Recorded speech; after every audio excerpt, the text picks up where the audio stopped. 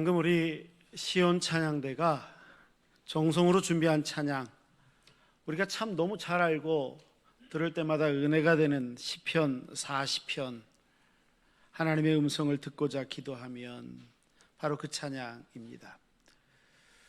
한 달 전쯤 되었을까요? 우리 교회가 수요일에 하늘문을 여는 수요 예배, 이렇게 말씀과 기도와 찬양으로 드리게 되는데, 인터넷 중계가는 말씀까지만 되고 그 이후에 찬양과 기도가 계속 이어집니다. 그날 시편 40편 찬양을 부르는데 얼마나 은혜가 됐는지 몰라요.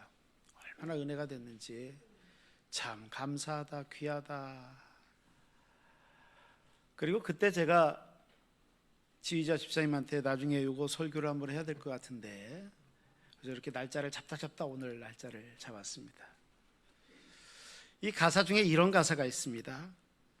깊은 웅덩이와 수렁에서 끌어 주시고 나의 발을 반석 위에 세우시사. 맞아요. 생각해 보면 이 가사 고백, 어떤 분은 들을 때마다 눈시울이 뜨거워지시는 분도 있고 마음이 따뜻해지시는 분들도 있고, 그래 하나님께서 함께 하시지 않으시면 이런 마음으로 동감하시는 분들도 계실 것 같습니다. 특별히 나도 지금 웅덩이, 저 구덩이에 빠져 있는 것만 같은 이런 마음이 드셨거나, 아니면 과거에 내가 구덩이에 빠져 있는 것만 같은 상황이 있었는데 그 순간 하나님께서 나를 이끌어내셨던 경험을 하셨다거나, 여러 가지 이유가 있을 것 같습니다. 그때 떠오르는 게 바로 하나님의 은혜였습니다. 이렇게 생각해 보면 시편 40편은 다윗의 고백이긴 합니다. 하지만 동시에 우리 모두의 신앙의 스토리가 그 안에 담겨져 있는 게 아닌가 생각이 듭니다. 인생이라는 여정이 있습니다. 그리고 본의 아니게 어느 순간 우리는 구덩이를 경험할 때가 있습니다. 우리가 잘못해서 구덩이에 경험하는 경우도 있지만, 때로는 원치 않는 예상치 못한 상황, 이유도 모르고 그 상황에 그저 빠져 있을 그럴 때도 있습니다. 하지만 오늘 성경은 굉장히 분명한 말씀이 있는데, 그것은 그리스도인들이 가질 수 있는 희망에 관련된 이야기입니다. 구덩이, 그 암담함, 그 캄캄함이 우리 인생의 끝이 아니다. 그리고 그곳에는 반드시 하나님께서 우리를 이끌어내시는 그런 하나님의 손길이 있음을 보게 된다. 오늘 우리의 믿음은 거기에 닿아 있기 때문이죠. 그러면 그 원리가 무엇일까요? 오늘 성경에서 가장 먼저 우리는 절망의 구덩이에 대해서 살펴보게 됩니다. 1절과 2절 말씀은 이렇게 기록하고 있습니다. 내가 여호와를 기다리고 또 기다렸더니 귀를 기울이사 나를 기가 막힐 웅덩이와 기가 막힐 수렁에서 끌어올리시고 내 발을 반석 위에 두사 내 걸음을 견고하게 하셨습니다. 다윗은 이렇게 고백하고 있습니다. 다윗이 처해 있었던 어떤 상황을 일컫는 이야기인 것 같습니다. 그런데 그곳을 표현을 이렇게 이야기합니다. 기가 막힌 웅덩이, 보르샤운이라는 단어를 사용합니다. 이것은요, 소란이 있고 혼란이 있고 그런 가득한 구덩이가 보르샤운, 기막힌 웅덩이입니다. 수렁, 핏하야웬이라는 단어를 사용합니다. 이 단어는요, 내가 발을 움직일 수 없을 정도로 그런 진흙탕입니다. 이런 수렁, 바로 거기. 그러니까 다윗이 문학적으로 얘기한 이 이야기는 단순하게 제가 어려워요, 하나님, 이것을 넘어서는 겁니다. 완전히 무력감입니다. 완전히 무력감은 물론이고 절망감에 빠져 있는 상황. 시인이 바로 그 상황에 있었다고 이야기합니다. 오늘 우리도 이런 웅덩이에 빠져 있을 때는 없습니까?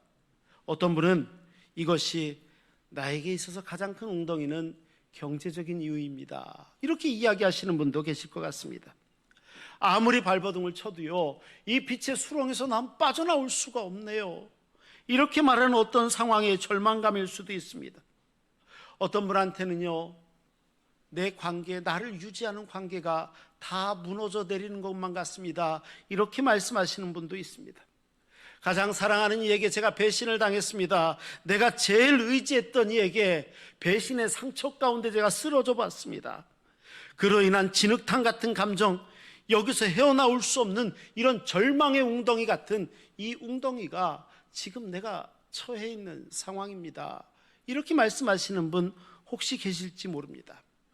그러면 어떻게 해야 될까요? 다윗은 오늘 시편에서 이렇게 고백합니다. 정작 그의 고백은 이거였습니다. 그 순간에 내가 여호와를 기다리고 또 기다렸다는 겁니다. 기다리고 기다렸더니. 히브리어에서요, 똑같은 말을, 기다린다는 말이 반복되지 않습니까? 이렇게 반복된다는 것은 강조를 의미할 때가 많습니다. 물론 영어에서도 그렇기도 합니다. 우리말도 그렇습니다. 똑같은 말의 반복은 강조입니다. 기다리고 또 기다렸더니. 이것은 다른 의미로 생각하면 하나님의 응답이 기도하자마자 금방 착 이루어진 게 아니었다는 의미도 포함됩니다. 기다리고 또 기다렸더니 다윗도 그 웅덩이와 같은 시간 속에서 오랫동안 기다리고 있었다는 것입니다. 2010년 8월 5일입니다. 칠레 북부의 아타카마 사막의 산호세 광산에서 아주 끔찍한 사고가 벌어지게 됩니다. 70만 톤입니다. 암석이 무너져 내리면서 33명의 광부들이 지하 700m 땅속에 그만 갇히고 말았습니다. 이 깊이가 어느 정도냐면 에펠탑 2개를 붙여서 세우는 거리를 땅 밑으로 파고 들어간 것입니다. 단지 그 광산에서 이들은 비상시에 움직일 수 있는 대비해 놓았던 어떤 대피소, 이곳에 다 모이게 되었습니다. 섭씨 35도가 넘는 열기가 그 안에 꽉 차 있습니다. 식량은 점점 떨어져 가고 있습니다. 이 33명의 광부가 더 견디기 힘들었던 것은 다른 게 아니라 아무도 나를 찾지 않을 것이라는 절망감이었습니다. 이 절망감 말이죠. 그렇게 며칠이 지났느냐? 17일이 지났습니다. 땅속에서. 지상에서는요, 이제 다 끝났다, 이제 장례식 준비하자. 그래서 이들을 장례하려고 장례식을 준비하고 있었고, 가족들은 매일마다 광산 입구까지 몰려와서 그 앞에서 울면서 자리를 지키고 있는 그때, 하지만 지하 700m 아래에 있었던 333명의 광부들은요, 포기하지를 않았습니다. 그리고 그 대피소에서 그들은 기도하기 시작했습니다. 서로 용기를 잃지 않게 격려했습니다. 그리고 기다립니다. 누군가 반드시 우리를 찾을 것이다. 이 어둠의 끝이 내 인생의 끝이 아니다. 그리고 이 모든 것들을 믿으며 기다리고 기다렸습니다. 드디어 18일째 되는 날 기적이 일어났습니다. 지상에서 조그마한 구멍을 뚫고 시추봉이 그 밑으로 쭉 내려왔습니다. 그리고 그 시추봉 끝에 매달린 드릴에다가 그들은 그 지하에서 한 쪽지를 써서 시추봉에 매달아 빨간 글씨로 쓴 글씨를 위로 올렸습니다. 거기에는 스페인어로 우리 33명 모두 대피소에서 무사합니다. 이 시추봉에 종이가 따라서 땅 위로 올라간 순간 지상의 가족들은요, 환호하기 시작했습니다. 칠레 전국이요, 난리가 났습니다. 살아있단다, 살아있단다, 땅속에 살아있단다. 칠레 전역은 그날 그 순간 눈물바다가 되었다, 이렇게 이야기합니다. 웅덩이의 특징이 뭡니까? 웅덩이는요, 우리를 고립시킵니다. 아무도 나를 이해하지 못해, 이런 마음을 먹게 하고요, 날 도울 사람은 아무도 없어, 이런 마음, 심지어 하나님도 나를 돕지 못해, 이런 마음을 갖게 하는 고독감이 웅덩이를 대변하고 있는 것 같습니다. 지하에 갇힌 광부들처럼 어둠이 우리를 둘러싸고 있다면 우리도 그런 웅덩이를 떠올리지 않을 수 없는 것입니다. 하지만 다윗은 어땠습니까? 다윗은 달랐다는 겁니다. 그는 포기하지 않았습니다. 그가 기록한 말씀 그대로 기다리고 또 기다렸다 이겁니다. 다윗의 보인 웅덩이는요, 기다림은 수동적인 체념이 아니었습니다. 오히려 하나님을 향한 능동적인 갈망이 그의 기다림이었습니다. 기다리고 또 기다렸더니. 다윗은 하나님께 부르짖었고 하나님이 다윗의 부르짖음을 들으실 거라는 믿음이 있었습니다. 그래서 그는 하나님을 찬양합니다. 맞습니다. 그래서 다윗은 고백합니다. 새 노래의 은혜가 있다는 것입니다. 우리 한번 3절은 같이 읽어볼까요? 함께 읽겠습니다. 3절입니다. 새 노래 곧 우리 하나님께 올릴 찬송을 내 입에 두셨으니 많은 사람이 보고 두려워하여 여호와를 의지하리로다. 아멘. 웅덩이에서 끌어올려지는 경험을 한 순간 다윗의 입술에는요 찬양이 울려 퍼지는데, 이 찬양은 새 노래입니다. 쉴 하다쉬. 이 쉴가 찬양이란 말이거든요. 아가서를요 찬양 중에 찬양 이렇게 얘기하는데 히브리어로 쉴 하쉬림 이렇게 얘기합니다. 쉴 하다쉬, 새 노래입니다. 하나님께서 저 웅덩이에서부터 우리를 끌어올리시는 순간 새 노래가 불리워집니다. 그렇기 때문에 새 노래는 매일매일 새롭게 작곡되는 노래를 말하는 게 아닙니다. 같은 곡이라 할지라도 우리가 부를 때 성령께서 감동을 주시는 찬양입니다. 나를 새롭게 하시는 찬양입니다. 그 은혜로 부르는 찬양, 그 찬양은 새 노래입니다. 우리는 그렇게 하나님을 찬양합니다. 이건 웅덩이의 절망을 경험한 자, 그가 그곳에서 부름을 받고 노임을 받고 구원받았기에, 하나님의 은혜를 누렸기에 우리가 부르는 찬양, 이게 새 노래입니다. 새 노래. 다시 칠레 광부들 이야기로 돌아가 볼까요? 이 쪽지가 지상으로 올라오고 나니까요, 지상은 이제 본격적으로 구조 작업을 시작하기 시작합니다.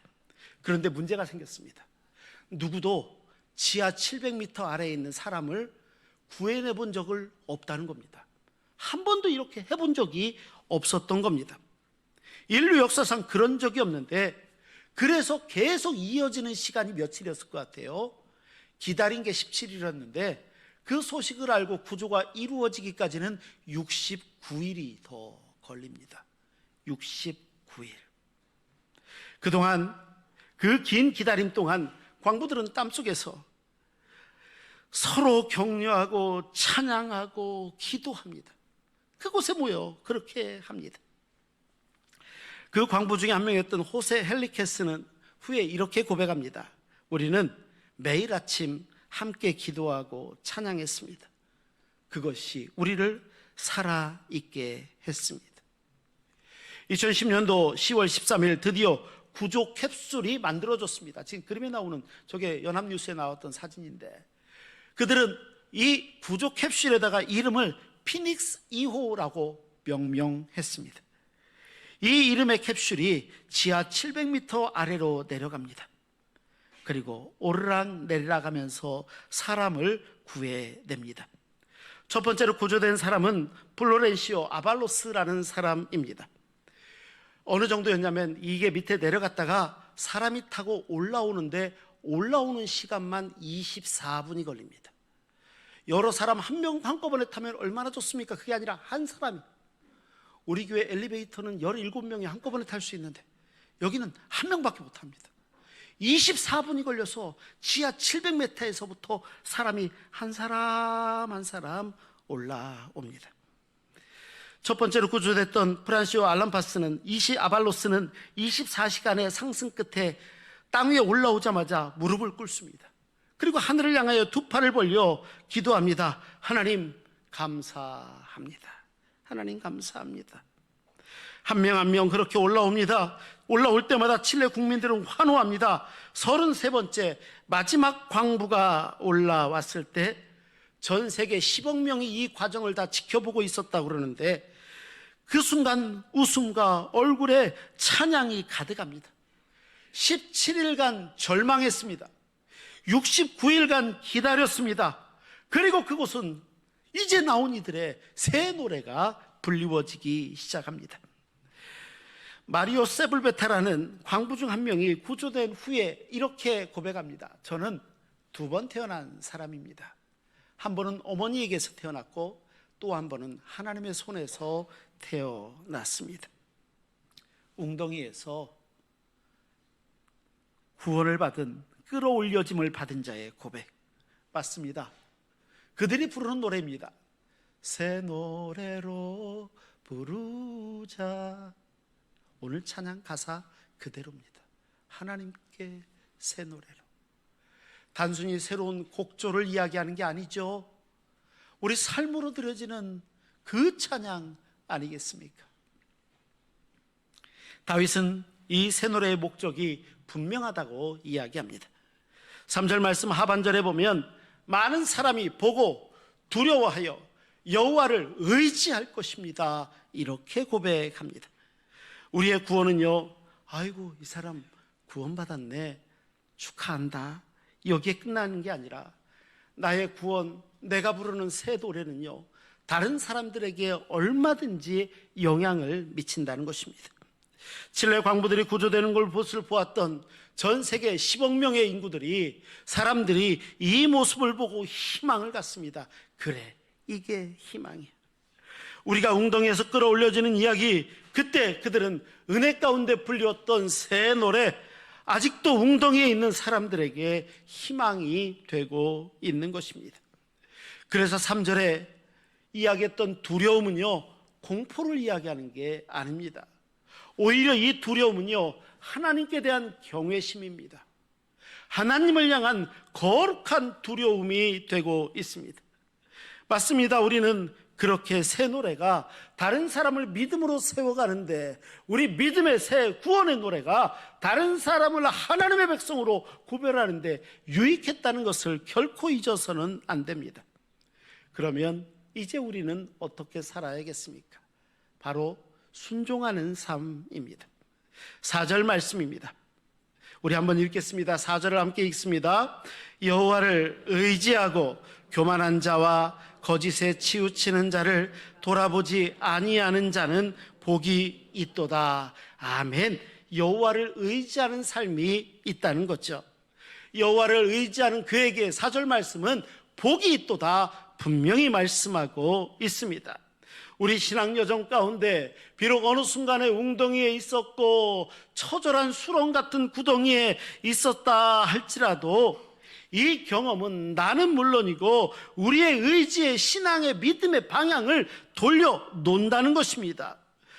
이전에 우리가 내 능력을 의지했고 나보다 힘이 좀 있는 사람을 의지했고 세상에 권력 있는 자를 의지하고 이런 데 있었다면 이제부터는 내가 하나님을 의지합니다. 하나님만 나의 의지가 되십니다. 피할 바위요 반석이십니다. 이 마음으로 변화되어진다는 것입니다. 이건 칠레 광부들의 고백도 마찬가지였습니다. 그들은 구조된 후에 한결같이 이렇게 고백합니다. 이제부터 우리는 다른 방식으로 살아야 됩니다. 우리를 구원하신 하나님, 그분을 의지하며 우리가 살아가야 됩니다. 이렇게 고백했던 것 아니겠습니까? 이거는 오늘 성경의 다윗도 역시 마찬가지입니다. 6절부터 보면 좋겠지만 7절과 8절 말씀을 보면 다윗이 이렇게 고백합니다. 그때 내가 말하기를 내가 왔나이다. 나를 가리켜 기록한 것이 두루마리 책에 기록되어 있나이다. 나의 하나님이여, 나의 하나님이여, 내가 주의 뜻 행하기를 즐기오니, 내가 주의 뜻대로서 행하는 것이 즐거우니 주의 법이 나의 심중에 있나이다 하였나이다. 여기에서 보면은요, 6절에 보면 제사, 예물 뭐 이런 얘기하지만 정말 하나님께서 원하시는 것은 하나님 앞에 순종하는 것입니다. 이렇게 이야기하면서 사는 겁니다. 특별히 나의 하나님이여, 내가 주의 뜻 행하기를 즐거워합니다 라고 고백을 하는데, 여기서 이 즐겁다라는 말이 굉장히 유명한 하파츠라 단어입니다. 단순히 기뻐하는 걸 넘어섭니다. 깊이 원합니다. 내가 갈망합니다. 내 마음의 기쁨이 됩니다. 이게 하파츠, 즐거워한다는 단어입니다. 우리가 사랑하는 사람과 있는 시간이 지겹습니까? 아니죠. 그럴 수 없습니다. 그때 느끼는 기쁨입니다. 내가 진정으로 하고 싶어하는 일이 내 눈앞에 있습니다. 이 일을 행할 때 어떻습니까? 즐겁지 않습니까? 이게 하파츠입니다. 즐겁다 이겁니다. 그렇기 때문에 순종은요 의무나 짐이 아닙니다. 기쁨이 됩니다. 오히려 구원받은 이가 누릴 수 있는 아주 자연스러운 반응이 기쁨이고 순종입니다. 오직 주님만 가장 안전하고 행복한 길이 우리에게 되어 주시기 때문입니다. 그렇기 때문에 우리가 잊어서는 안 되는 게 있습니다. 그런 은혜를 누리는 사람이라면 당연히 하나님의 말씀을, 복음을 증거해야 된다는 것입니다. 다윗의 반응이 딱 그러했습니다. 9절과 10절의 말씀입니다. 이렇게 기록하고 있습니다.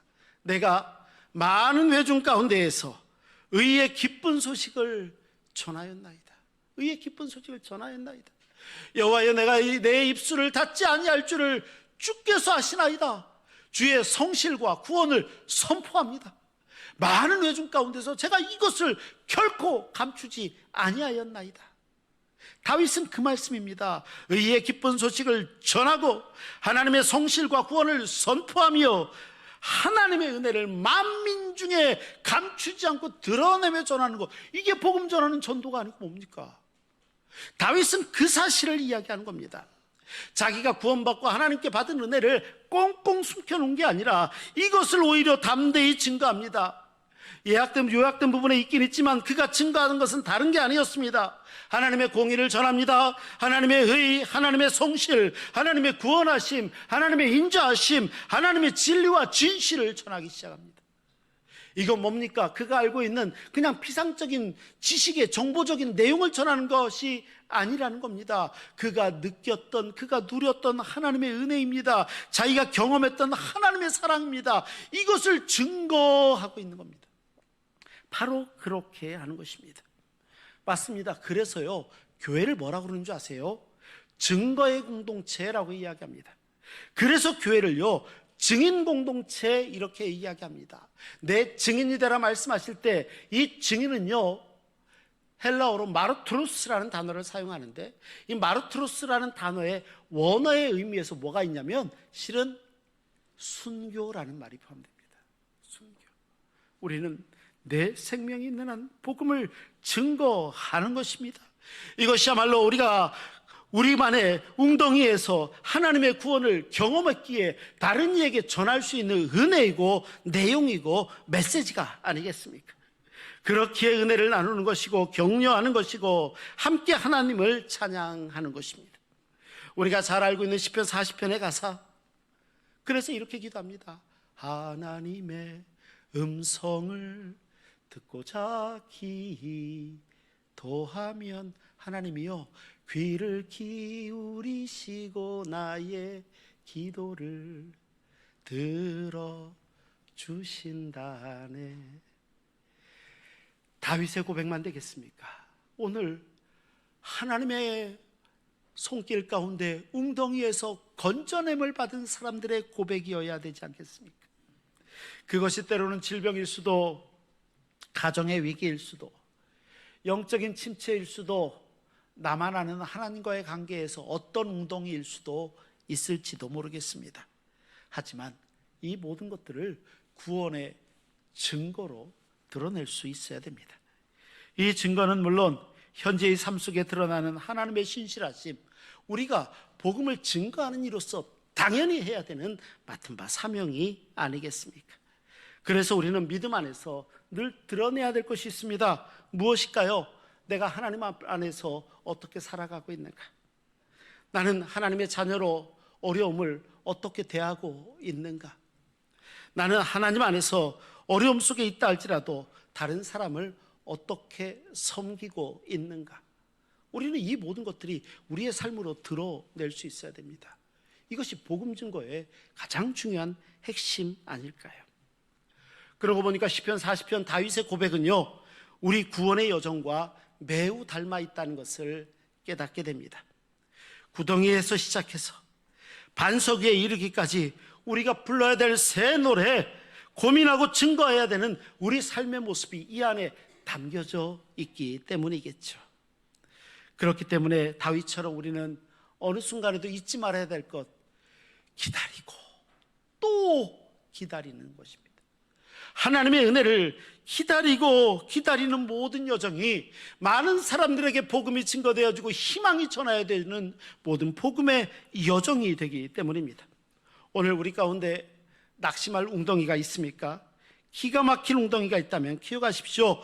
우리의 기도를 들으시고 우리의 부르짖음을 응답하시는 하나님께서 그곳에서 끌어올리신다는 사실입니다. 그래서 우리는 기다리며 포기해서는 안 됩니다.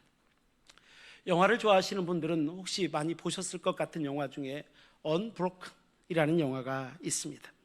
제2차 세계대전 당시에 루이 잠페린이라는 미국의 폭격기 조종사가 있었는데 영화를 보면 참 재밌습니다. 근데 이게 실화를 바탕입니다. 결국에 도쿄를 폭격하고 돌아오다가 태평양에서 그만 비행기가 추락합니다. 바다 위에 떠서 47일을 지났습니다. 47일.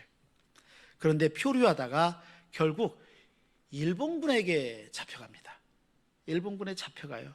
2년 넘게 아주 끔찍한 고문을 당합니다. 특별히 버드라는 별명을 가졌던 간수 와타나베가 있는데 이 와타나베가 얼마나 이 주인공을 괴롭히는지 모릅니다. 영화 보면은요 계속 구타부터 시작해서 이 짐은요 실은 올림픽 육상 선수이기도 했었습니다.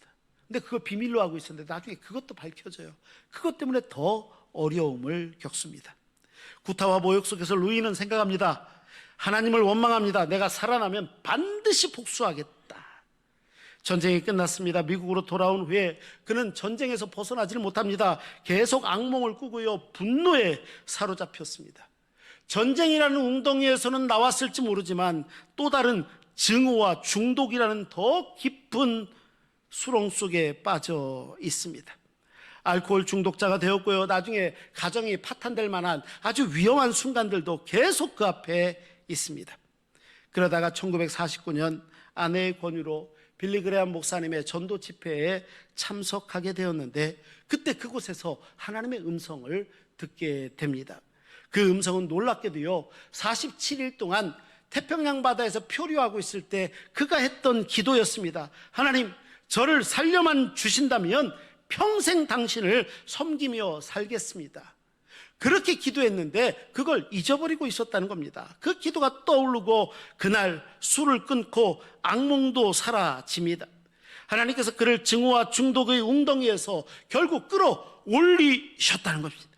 더 놀라운 게 뭔지 아십니까? 1년 뒤에 1950년도에 그가 일본으로 건너간 겁니다. 일본으로 가서 자기를 모욕하고 구타하고 이게 막 했던 그 모든 간수들을 하나하나 만납니다. 결국 와타나베는 안 만나줬다고 그래요. 그런데 다른 간수들을 다 만납니다. 다 만나가지고 진심으로 그들을 용서하기 시작합니다. 이렇게 이야기합니다. 나는 당신을 용서합니다. 그리스도께서 나를 용서하셨기 때문입니다. 웅덩이에서 건져짐을 받고 끌어올려짐을 받았습니다. 그가 부를 수 있는 새 노래는 용서였습니다.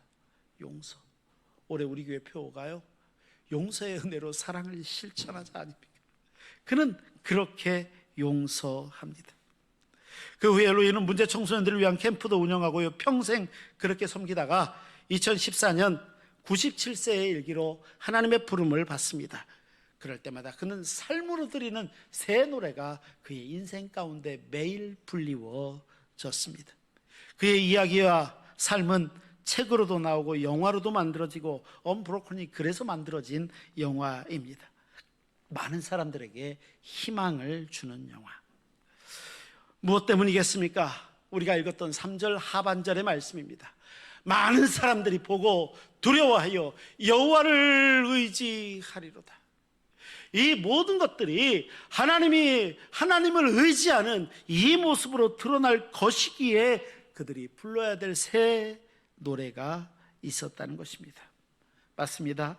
우리는 우리의 입술을 열어 간증하고 증거할 수 있어야겠죠.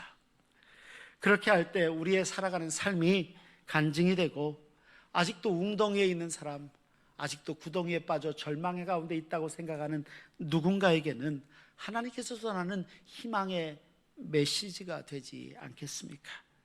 그들에게 비출 수 있는, 바라볼 수 있는 빛이 되어 주실 것입니다. 깊은 웅덩이와 수렁에서 끌어 주시고, 아시면 같이 하실래요? 나의 발을 반석 위에 세우시사 나를 튼튼히 하셨네.